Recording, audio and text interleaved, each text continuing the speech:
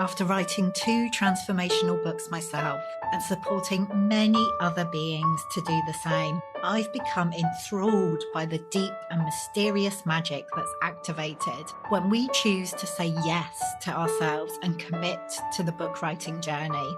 Of course, we want to inspire change and new perspectives in our readers, but the transformation that happens as an author, both throughout the writing process and by actually releasing your book into the world, is surprisingly potent. I know I've been blindsided in the most disruptive and delicious ways by some of the changes my books have brought into my life. Writing a book is like casting a spell. Although we can never be completely sure what's going to be unleashed during the process, we choose to do it anyway. This Unbound One is a heroic journey. Each book has the potential to be a magical portal, a doorway to a new world, both for you and your reader. Each book has a very specific medicine that it's here to share with us. And each book gives us the opportunity to alchemize the magnificent imperfection of our experience into gold. The truth is that anyone can write a book. We could all get a few thousand words down and put them together. But what fascinates me is what happens when we allow the book writing process to go deeper. When we say, fuck it, get naked and dive way down beneath the surface. Letting go of the shoulds and any need to be acceptable, sensible, or approved of. What fascinates me is what happens when we make ourselves fully available to being transformed by the very act of writing a book. This is Unbound Writing, and this is the process we'll be exploring together here in the Unbound Writers Club. I'm Nicola, author and founder of the Unbound Press, and I help magical beings to write the transformational book they're really here to write at this time. I'm your guide here in the Unbound Writers Club, and the aim of this podcast is to help you to feel supported, encouraged, activated as you embark on your book writing journey. Whether you're a first-time author or have many books out in the world, my hope is that you will find something here to inspire you.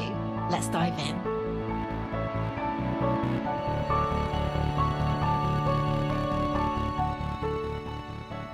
Hello and welcome to the Unbound Writers Club.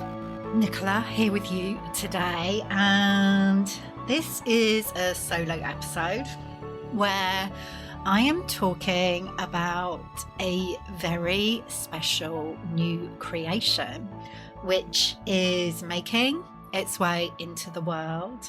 My new Unbound365 journal.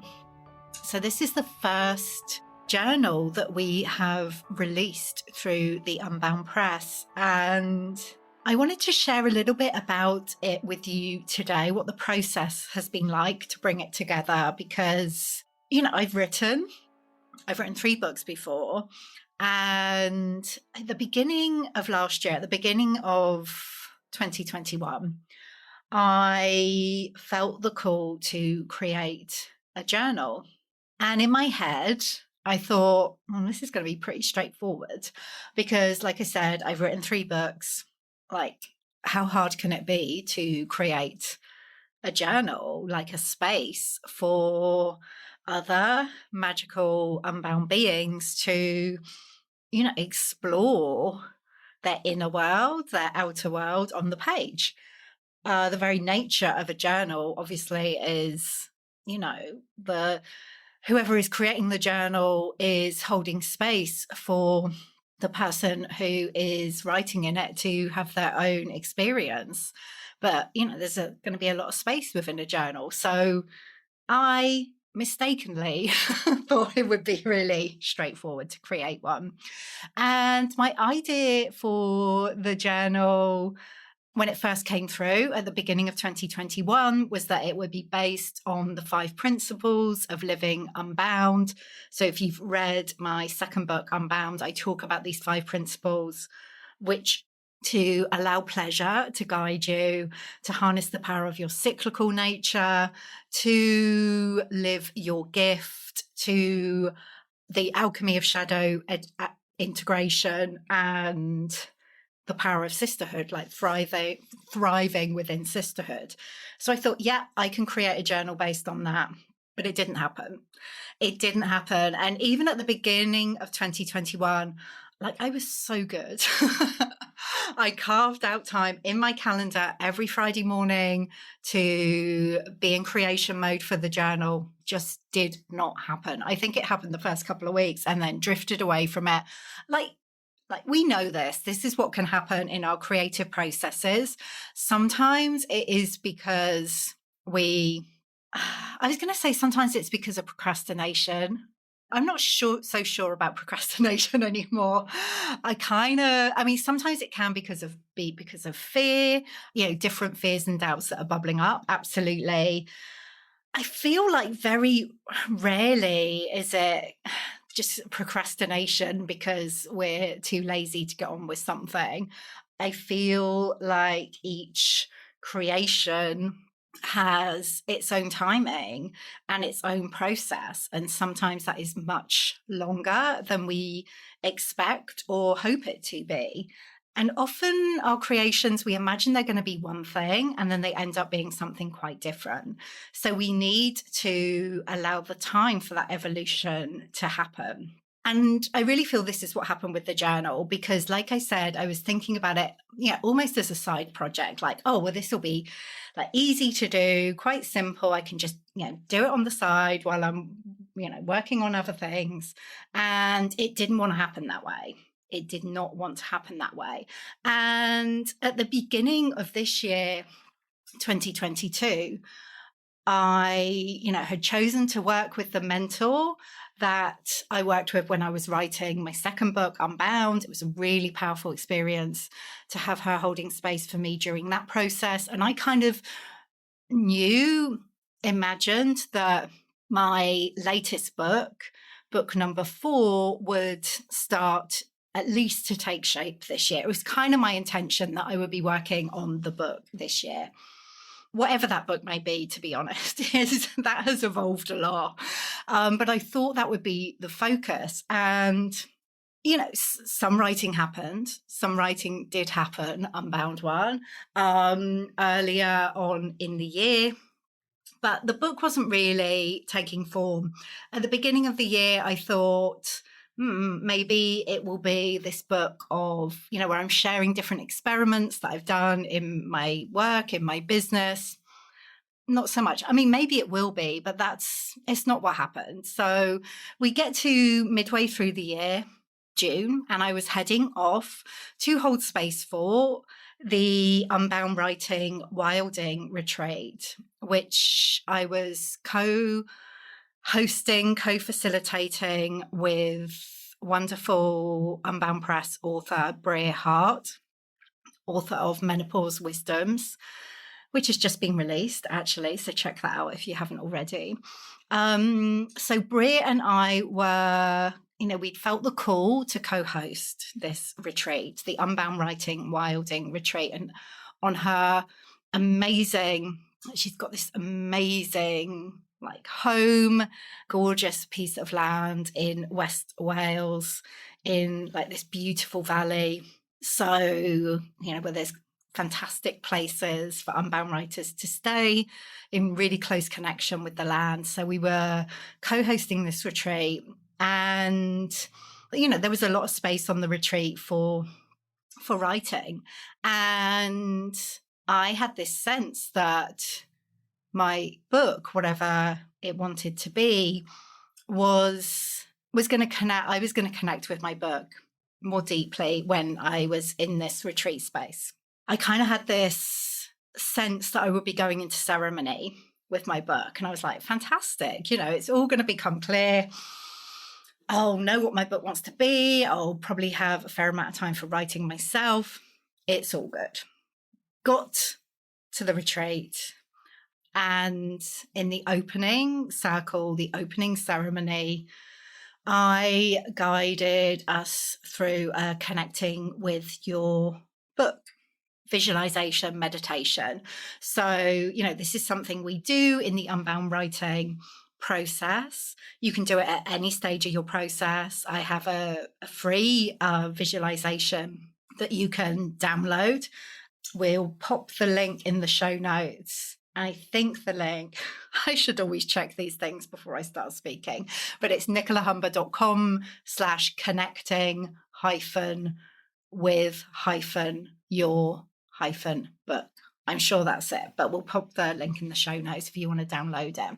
But, it's a key part of the Unbound writing process is to, connect with the spirit, the soul, the essence of your book, which can give you so much information about what is wanting to come through, what is wanting to be birthed through you. So it becomes like this co-creative process. So I was like holding space for us all to connect with our books. And quite often when I'm holding space, nothing in particular comes through for me, but it was very, very clear when I was holding space for this. I mean, what I saw, it was a visual image and it was just a lot of blank pages. And the message came through, I can't tell you anything. I can't tell you anything. And I was like, okay. And it's interesting because in that opening ceremony, we were having a conversation about books and, are they still relevant? Like books can feel quite archaic in a way. In this online world that we are living in most of the time, do we still need books? Is there still a place for books? And I really have been in this place of questioning, as someone who runs a publishing company, it's like, are there new ways that are wanting to come through? But what came through really clearly for me was like I could see a physical book, but all of these blank pages. And I had a realization, yes, it probably was quite obvious that actually it was my journal that was wanting to come through. Like rather than the kind of book that I was imagining, that I was more in relationship with, it was the journal that was stepping forward and saying, no, it's my time now. And actually what it wanted was for me to really honor the process of creating it rather than seeing it as a side project. It's like, no, this is it. This is the thing that you are meant to be creating first. And as I'm saying it, it's like, it's so obvious. Like, I don't know. I mean, I don't know why I didn't realize that before. Our creations, they do tend to come in a particular order and there's a reason for that. And if we try and bypass certain things, like that can, sometimes it doesn't work out so well. So it was the journal that wanted to come forward in that retreat space. The idea of the blank pages and those words, I can't tell you anything. It's like, it's almost as if I was being invited to create a space. Each person, each writer, each woman, each human who came to that journal, like you get to write your own book within those pages. And I don't necessarily at all mean a book that gets to be shared with anyone else, but you get to spend time, in this case, 365 days, writing like the book, almost the book of your life.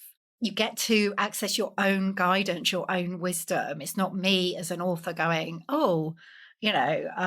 like this is how you should do it. It's not even me saying, well, this is what's worked for me and you might like to try this as well. It's me asking questions, sharing some prompts and giving you the space to discover what is, or remember what is within you. So when that came through, it felt really rich and really juicy, especially to be creating it within that, gorgeous magical place in West Wales, Brea Hart's wonderful home. I was she's like created all these gorgeous spaces where you can stay, like yurts and bell tents. And where I was staying was a little purple caravan down by the stream in a little clearing with a wood burner in the van. It was just so cozy and gorgeous. And I mean, I thought actually I could pretty create this whole thing within the kind of 3-4 days that we were on retreat. And actually what happened as I committed to creating the journal, pretty much straight away, the questions started to stream through, the questions that would go into the journal. So at the beginning of 2022, in January of this year, I had started a daily sharing practice on Instagram and using the hashtag Unbound365. So every day I would show up and just ask the question, what feels true for me today? And share something from that place. And actually, I did keep that going until I went on retreat. And then the journal idea really dropped in. And it was like, okay, these two things are connected. So the journal, it gets to be the Unbound365 journal. And there are 365 days of prompts and questions and, reflections for each person who comes to the journal to play with. And at first I was like, 365 is a lot. That's a lot of questions. But these questions, they just literally started to stream through one after the other. I would have my notebook, like one would drop in. I'd write that down. It would clear the way for the next and the next and the next and the next and the next. And during the retreat and, the spaces that I had within the retreat, when I was kind of lying in a hammock or out on a walk, and I would take my notebook with me, and all of a sudden, like, more questions would start to stream through. And I think by the end of that experience, those few days that we had together, I had, 250 of the questions ready for the journal already. And I knew I wanted it to be like quite fluid, not kind of strictly based on the 5 principles of living unbound, just to kind of let whatever wanted to come through. So when I had, at the end of the retreat, the 250-ish questions, I was like, okay, so I've got another 100 or so to go when I get home. And there was some kind of an introduction, a very brief introduction to the journal that dropped in as well when I was away. And within a few weeks of arriving back home, I'd connected with one of the designers that is on the team at the Unbound Press, the amazing Leah Kent. Spoke to her about the idea of creating the journal and what it might look like. And I shared that this is what was bubbling up with my amazing email list and incredible, magical Unbound writer, Unbound creatrix, Alison Rowe, who was a member of the Unbound Writing Mastermind in the past. She's just so incredible in terms of her writing, but also her artwork. She reached out and said, I would love to create some illustrations for your journal if that feels good to you. And it absolutely did. So the journal started to take form in this really powerful way, like without much, I don't know, it didn't feel like it needed much effort. Now, of course, the fact is, I can see now this creation has been bubbling away for, well, now we're getting to the point of nearly 2 years, now that it's actually making its way into the world. But, it had been for a good 18 months before it really started to take form on that retreat. So it was coming together. I just needed to bring these final questions through. Over the summer, I kind of said to Leah, the designer, I want the journal to be coming out towards the end of the year. So, we were putting a timeline in place. I knew I needed to kind of start bringing it all together. So one afternoon, I went out to a local coffee shop near me. And again, the questions just started streaming through one after another. I think in that one sitting, I pretty much brought through the rest of the questions that I needed. And I was like, okay, that's it. It's pretty much done. I just need to kind of type everything up, send it over to Leah. We're good to go. And as I walked out of that coffee shop, and this is like pretty central in Southampton where I live, like on a main high street, I walked out of this coffee shop. It was the middle of the day. Well, it wasn't the middle of the day. It was like 3:00 in the afternoon on a summer's day. And, there was lots of traffic, lots of people. And at the corner of my eye, I saw what I thought initially was a dog over the other side of the road. I was like, oh, is that a dog? Yeah, it looked a bit mangy, to be honest, and it wasn't on a lead. It didn't seem to be with anyone. And then when I looked more closely, I could see it was a fox. And I was like, oh, it's a bit strange to just see a fox walking around in the middle of a busy high street in the middle of a summer's afternoon. But then what happened is this fox walked out into the middle of the road, so literally stopping traffic.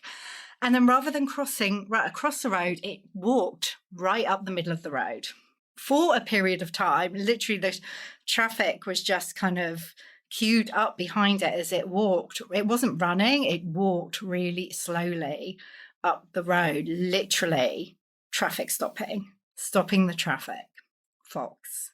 And I was like, okay, this feels...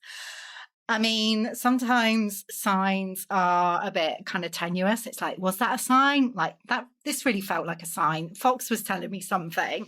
And the fact, I mean, I love fox. I think there's a healthy dose of like the trickster with fox. If fox feels like quite an unbound animal.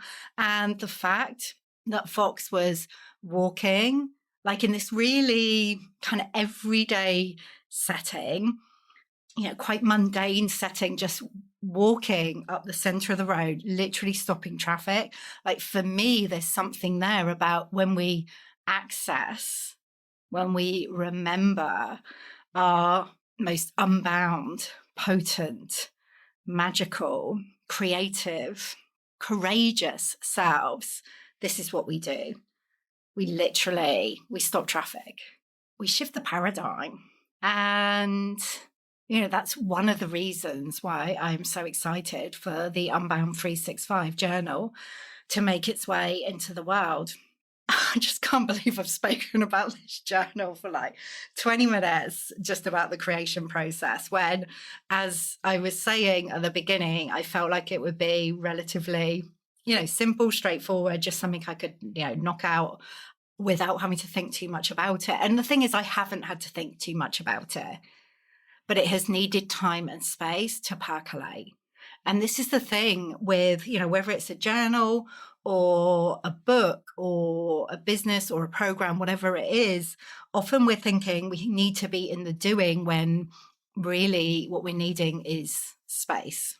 And actually, space is what you get in the Unbound365 journal.